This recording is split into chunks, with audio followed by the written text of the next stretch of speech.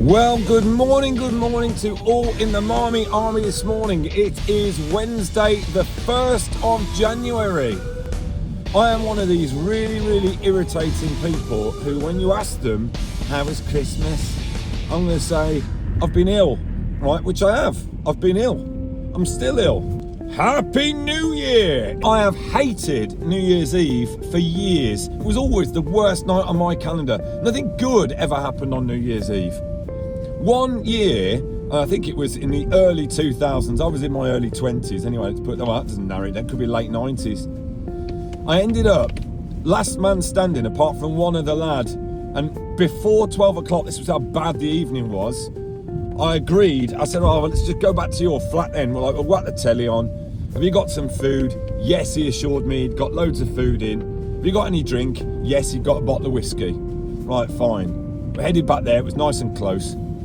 And the food that he'd actually got in his fridge was a slab of uncooked mince beef that he proceeded to shallow fry with no herbs or spices or anything like that at all. Didn't even drain the fat off. And then he just dumped 2 spoonfuls of mince beef on a slice of toast, put it in front of me with a mug that had half an inch of Bell's whiskey in it. I remember looking at that plate in front of me and thinking, is this as bad as life gets? Fortunately, that was, until this point, the lowest point, but we'll see how things go. Well, here I am at my home Parkrun. So to those naysayers amongst the Marmy Army who said, do that at your home Parkrun then, I'm going to do it at my home Parkrun. And I've never got a better chance because surely some of the big boys will be staying in bed. You know, some of the New Year's Eve revellers, I'm not sure it actually works like that, to be fair. I think the Billy Big Balls are the ones that actually are more likely to come out, but we'll see. Either way, the winning streak, it had to come to an end, and if it's got to come to an end, I'll fall on my sword happily in Bruto. So let's see what happens. I don't really like this Parkrun, to be honest.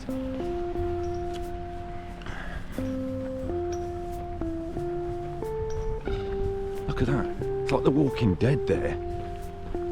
Covered themselves in glue and ram-raided Sports Direct. You do have to wonder about people, don't you? Really interesting this morning, I was on Facebook just trying to work out which Parkruns were going to be ahead and which ones weren't. And it was torrential rain, you know, and the wind was howling. But when you say no to people, the more they tend to want to do it. God, it's freezing. God, I'm miserable.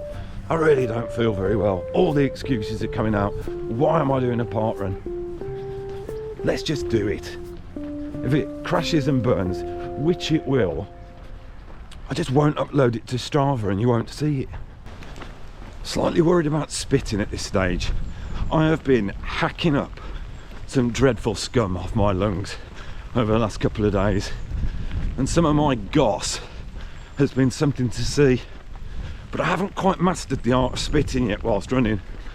I try not to do it because it's generally fairly disgusting. My mum doesn't like it. But I usually go like that. And even when I turn my head, I get a streak down the side of my cheek.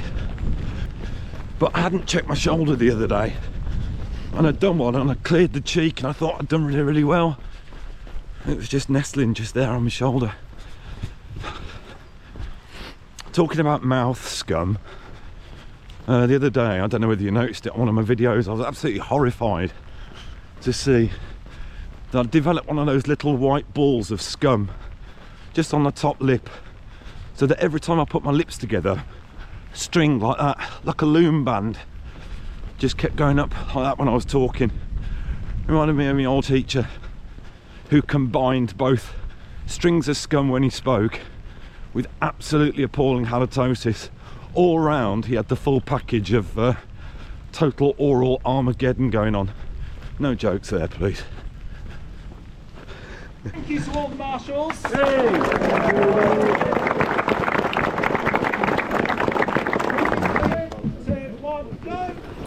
Although I was starting a little bit further back on the grid than I would like, I'm an expert at weaving my way through traffic.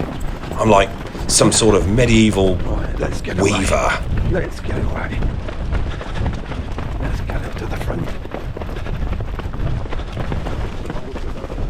Demoralisingly, however, by the time I'd got round the first 2 corners, I realised that the leaders were gone, and I was stuck running behind a man in a flappy, luminous jacket.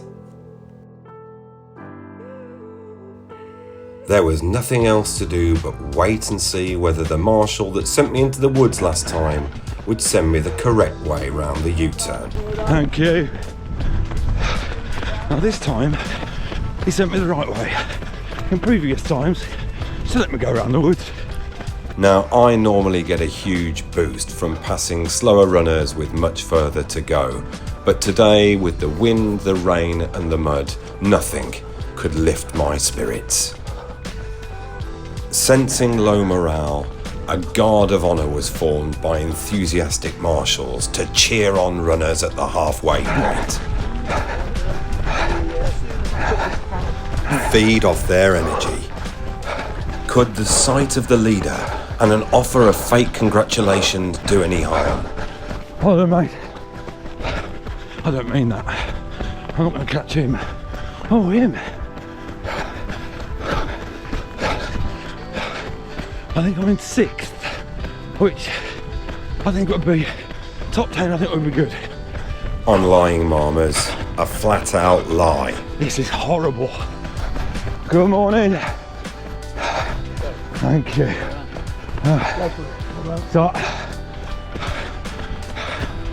Nice guy.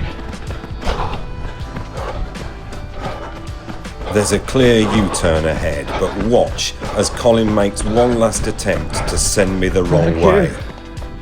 Foiled again, Colin. Thank you. There you go, 100% record for Colin there. Right, lovely, thank you.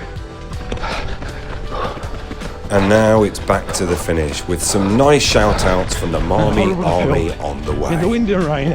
Up to the finish, yes! And as I climb the horrendous hill that leads me towards the finish, memories of triumphs at Babbs Mill, Woodgate and Holbrooks lie like soggy tissue in a puddle. Oh, thank you. 6. I'm happy with that. Another total lie. Now, I have heard it said that conversation between runners on the finish line can be a bit awkward. Not for me. My small talk is one of my strong points. Really, really strong. I was ready for the slight incline and then you get hit by the wind. Yeah, hit by the wind as well. Great. Right. Gents, Happy New Year. See you later. Happy New Year. Are you alright? You too, big. Yes, yes. Hey! You alright? So that was that, Marmers. And a 6th position here, which is probably, I think that's the best I've done. Not the best time by any stretch. I think the course was slightly different. I think it was maybe slightly longer. Maybe I'm lying to myself. But with the wind and the rain, a little bit of a poorly chest and a belly full of Rioja, I'm not too upset. Too upset. I'm not putting a brave face on this. Do you know, I think mainly I am. Got my hair. It's look a bit like my mom. My hair in a perfectly coiffed helmet. She won't be watching this, so hair looks lovely, Mom. She's coming. Get that colander out. But just pull bits of it through and bleach it.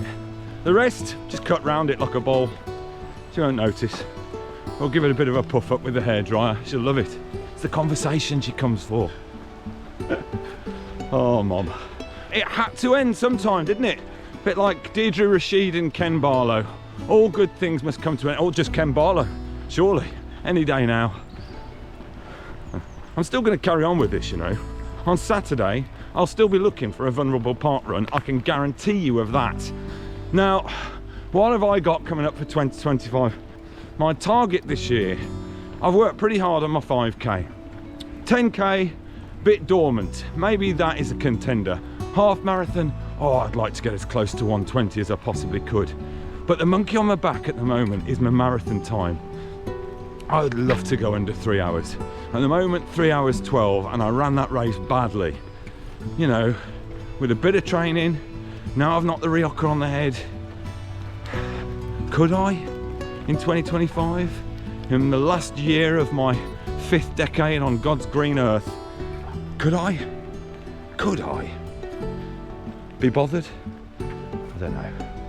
I'm getting back into the Marmobile, and I'm going to wish you all a very, very happy new year. I'm going to get back into the bath and get a bit of Vicks on my chest.